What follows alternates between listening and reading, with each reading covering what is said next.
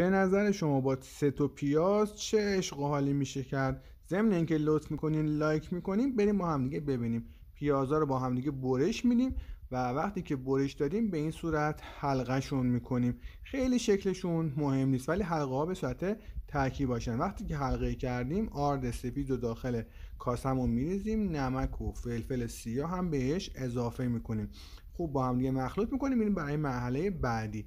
اینجا یه دونه کرانچی داریم و آرد سوخاری. کرانچیمون رو کاملا خوردش میکنیم. وقتی خورد کردیم کرانچی و آرد سوخاری رو با هم دیگه مخلوط میکنیم و به هم میزنیم. آب رو به آرد اضافه میکنیم تا اینکه مایع رقیقی به دست بیاد. حلقای پیاز رو داخل آرد میزنیم، با آرد و در واقع کرانچیمون مخلوط میکنیم و توی روغن داغ سرخ میکنیم. این نتیجه کاری که ملاحظه میکنیم. دفعه اولم بود، بگین که به نظرتون خوب شده یا نه.